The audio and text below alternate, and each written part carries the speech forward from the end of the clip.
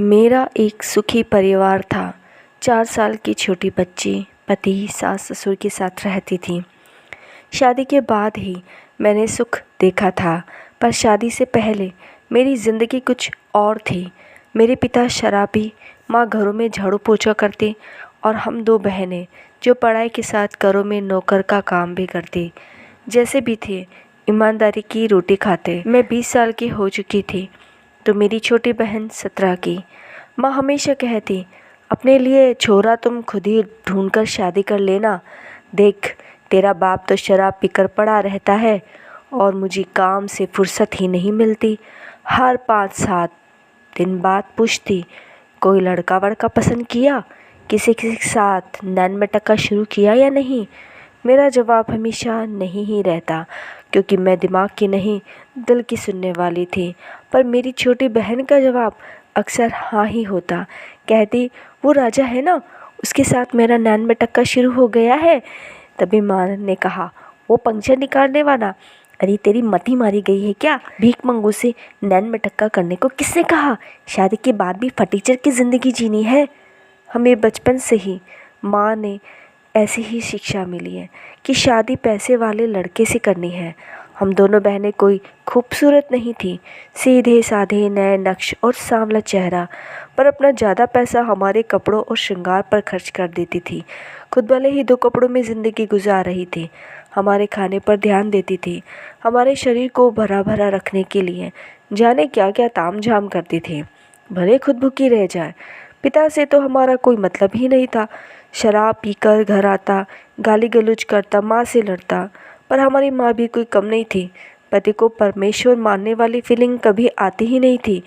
एक ही बात कहती, दारू पीकर तमाशा मत कर, रोटियाँ पड़ी है जाके खा ले और खटिया पर पड़ जा।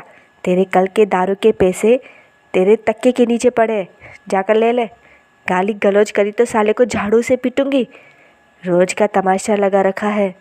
हमारी जैसे जैसे उम्र बढ़ रही थी, माँ की चिंता भी बढ़ रही थी, खास तौर से मुझे लेकर, क्योंकि माँ 21 का होते होते मेरी शादी हर हाल में करना चाह रही थी। तभी मेरी नज़र में तो नहीं, पर माँ की नज़र में एक लड़का आया। माँ जहाँ काम करती थी वहीं के सेठ जी का लड़का तो विदेश में नौकरी कर रहा था। माँ को मालूम था कि विदेश में पहले से ही उसकी किसी लड़की से सेटिंग है और यहाँ शादी सिर्फ इसीलिए कर रहा था ताकि उसके माँ बाप की वह लड़की सेवा कर सके। मेरी माँ को इस बात से कोई दिक्कत नहीं थी। माँ ने सेठानी के बेटे की शादी के लिए मेरी छोटी बहन से शादी का प्रस्ताव रखा, पर सेठानी ने मुझे पसंद किया। तो माँ ने कहा, सेठानी जी, मेरी छोटी में पति को काबू में करने की जो कला है वो बड़की में नहीं है। बड़की से शादी करी तो आपका बेटा साल में आपसे मिलने आएगा और छोटी से शादी करी तो यहाँ से निकल ही नहीं पाएगा। देखो सेठानी जी, साफ साफ कह रही हूँ, मैं नहीं चाहती जैसी मेरी ज़िंदगी में आदमी होकर भी नहीं है वैसे मेरे बच्चों के साथ भी ऐसा हो। उस अंग्रेजन से आपके बेटे को निकालना भी तो पड़ेगा। कल को बच्चा बच्चा हो गया तो फिर भूल ही जाना अपने बेटे को। देख संगीता, तो कह तो सही रही है, पर मुझे सोचने का समय चाहिए, सेठानी ने कहा। सेठानी का मन मुझ में ही अटका था, पर माँ की बात भी सही लग रही थी और ऊपर से हम उनकी नौकरानियों की बेटियाँ, समाज में क्या इज्जत रह जाएगी। सेठानी अपनी तरफ से लड़कियाँ देखती रही, पर मन में एक डर कि बेटा तो उसे अपने साथ ले जाने वाला नहीं और मैं किसी अनजानी लड़के की ज़िंदगी खराब तो नहीं कर सकती। अब उसके सामने खुद चलकर जो रिश्ता आया है, क्यों ना उसी के बारे में विचार करूं। और फिर समाज का क्या है, जिसे जो बोलना है बोलता रहेगा।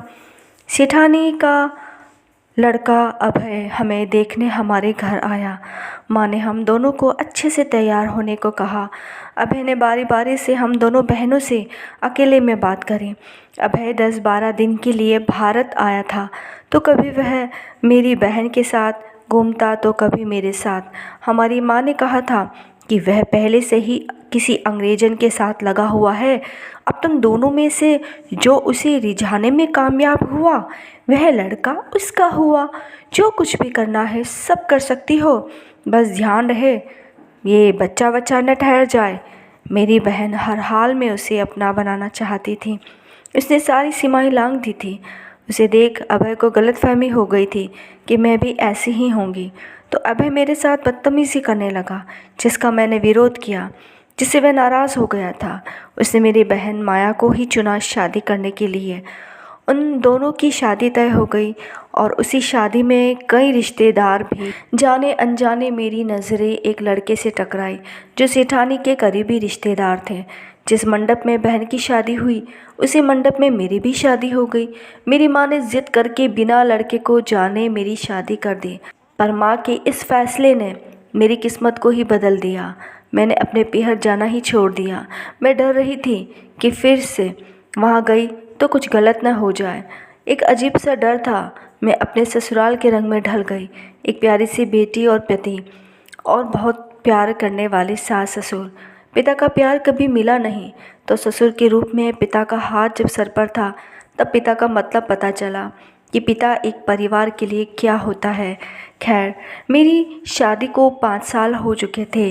एक दिन अचानक मेरे घर पर मेरी बहन और माँ मुझसे मिलने आए। मेरे सास ससुर पति ने उनका अच्छे से स्वागत किया। सभी ने साथ खाना खाया, पर उनके आने से मैं बिल्कुल खुश नहीं थी। उन्हें गेस्ट रूम में ठहराया। मैं उनसे मिलने गई और उन्हें इस तरह देख मैंने पूछा कि अरे, आज अचानक यहाँ कैसे आना हुआ? सब ठीक तो है? तो छोटी बहन ने कहा, हाँ सब ठीक है, बस तेरा पति लेने आए हैं। हमारी बात को मजाक में मत लेना, अब तुझे यहाँ से जाना होगा। मैंने माँ की तरफ आश्चर्य से देखा तो माँ भी बोली, ऐसे मत देख मुझे, ठीक ही तो कह रही है तेरी बहन। अब अपनी किस्मत तो इसके हवाले कर दे और तू मेरे साथ चल। मैंने कहा, कोई अपनी किस्मत किसी के हवाले कैसे कर सकता है? माँ कहने लगी, बेचारी मेरी बच्ची, इसकी किस्मत मैं ख़राब नहीं होने दूंगी। तूने तो यहाँ बहुत सुख भोग लिया, अब मेरी छोटी यहाँ रहेगी। मैंने कहा, माँ ये मेरा परिवार है, मैं ऐसा कुछ भी होने नहीं दूंगी। इसका भी पति है तो इसे वहाँ भेजो, मेरे घर को क्यों बर्बाद करने में तुली हो? छोटी ने कहा, मेरा पति वो अभय एक नंबर का अय्याश आदमी था।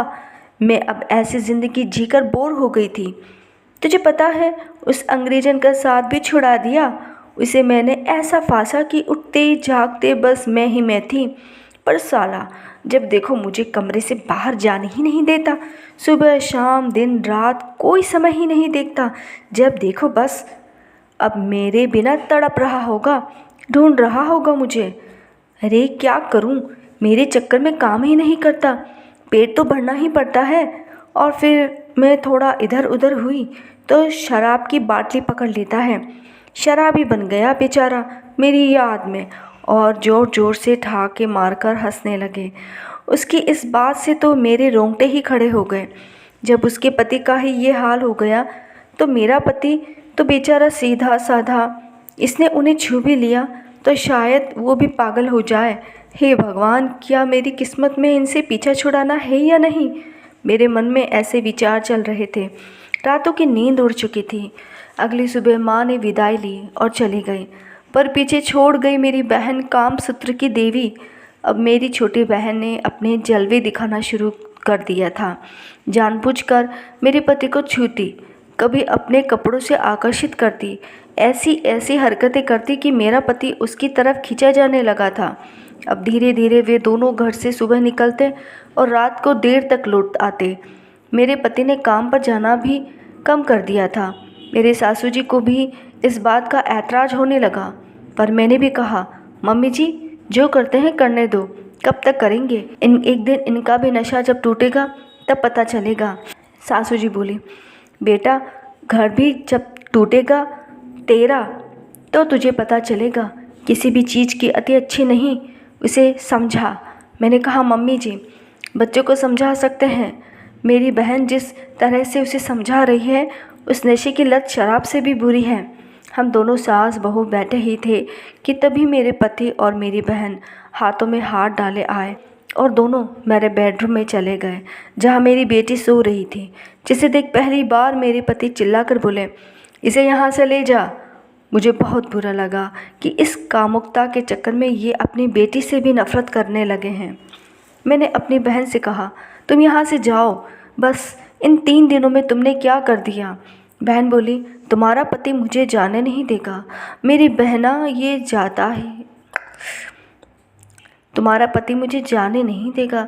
मेरी बहना, ये जाल ही ऐसा है। इतिहास गवाह है, अच्छे अच्छे शूरवीर भी इस चक्कर में मारे गए हैं। फिर ये तो आज के छोरे हैं, कोई सामने तो कोई पीठ पीछे। मैंने कहा, तुम ये शब्द जो प्रयोग कर रही हो ना, शूरवीर, ये गलत है। शूरवीर तो कल भी थे, जो तुम जैसे तुच्छी औरतों के चक्कर में पड़े नहीं, जिसने अपना राज्य और प्रजा संभाली और उनकी देखरेख करी और अपने राज्य से निकाल बाहर फेंका। और शूरवीर आज भी है, जो ऐसी औरतों को अपने घर और अपनी ज़िंदगी से बाहर फेंक देते हैं अपने परिवार को बचाने के लिए।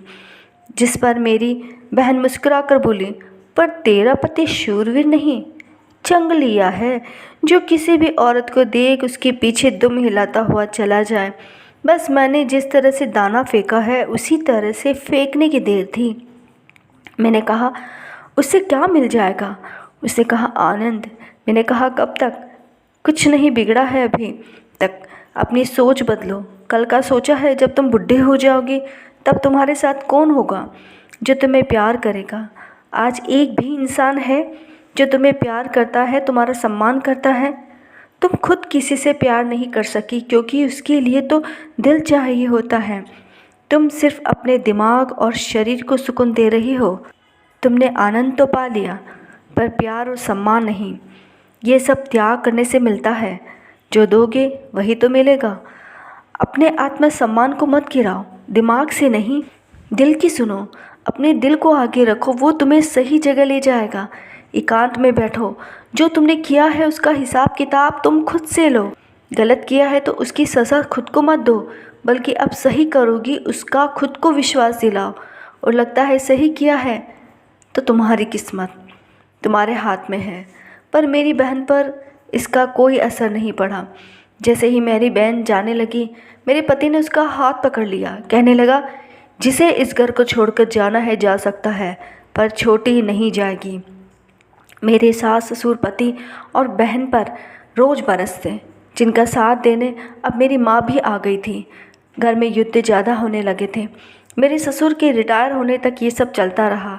उनके रिटायर होने पर मेरे ससुर ने मेरे नाम से एक घर ले लिया। जब हम नए घर गए तो मैं गर्भवती थी। उसी नए घर में मैंने एक बेटे को जन्म दिया, जहाँ मैं अपने सास ससुर और अपने बेटे बेटी के साथ रहने लगी। मैंने ब्यूटी पार्लर का कोर्स कर लिया और घर की बाहरी दुकान खोलकर अपना काम करने लगी। न जाने कितने साल गुजर गए थे, बच्चे भी बड़े हो गए थे, पर मेरा पति हमसे मिलने नहीं आया। मेरे सास ससुर बूढ़े हो गए थे, पर मेरी खुशनसीबी थी कि वो अब भी मेरे साथ थे। मेरी बेटी की शादी तय हो गई थी। मेरी बेटी अब अपने पैरों पर खड़ी थी, समझदार थी। जब मैं अपने परिवार के साथ अपने पति के घर गई तो हालत वहाँ जस के तस थे। बुढ़ापा छाया था, पर आनंद छूटा नहीं था। माँ भी अभी तक वहाँ थी। मुझे देख माँ कहने लगी, देख, तेरे चेहरे पर बुढ़ापा दिख रहा है। हमें देख, तुझसे अच्छी तो मैं ही दिख रही हूँ। क्या मिला तुझे? मैंने कहा, आपको क्या मिला? मेरी माँ ने कहा, तुझसे तेरा सब कुछ छिन गया। गुस्सा तो बहुत आया होगा। मैंने अपने सास ससुर और बच्चों को देख कहा, मुझसे मेरा कुछ नहीं छिन पाया आपने। मेरा तो मेरे पास ही है। पराया तो पति था, बस वो ही तो लिया है। मेरा होता तो मेरे पास ही रहता। शादी के दिन जब फेरों की रस्में शुरू होने वाली थी, जोड़े से जब मेरी बेटी को कन्यादान देने की बारी आई, तो मेरे ससुर ने मेरे पति को रोक लिया और कहा, मेरी बहू अकेले ही स्वयं एक जोड़ा है। जब बच्चों की सारी जिम्मेदारी अकेले निभाई है माँ बाप बनकर, तो कन्यादान भी अकेले ही करेगी। मैंने अपने बेटे का कन्यादान अकेले ही किया। तब नाराज़ होकर मेरा पति, बहन और माँ जाने लगी। तो मैंने कहा, आपने पूछा था मैंने ये सब करके क्या पा लिया? मैंने प्यार और आत्मसम्मान पाया है, यही मेरी संपत्ति है। मेरी बहन ने कहा, मेरी जैसी औरतों की कमी नहीं है इस दुनिया में। यदि तुम्हारे बेटे को भी कोई ऐसी मिल गई तो? मैंने कहा, संस्कार हमारी माँ ने हम दोनों को एक जैसे दिए थे, पर हम दोनों ने रास्ता अलग अलग अपनाया। यदि मेरे बेटे को प्यार और आत्मसम्मान की भूख होगी तो सही रास्ते पर चलेगा। शूरवीर होगा तो तुम जैसी औरतों को खदेड़ कर बाहर निकालेगा, और नहीं तो देखते हैं वक्त बताएगा।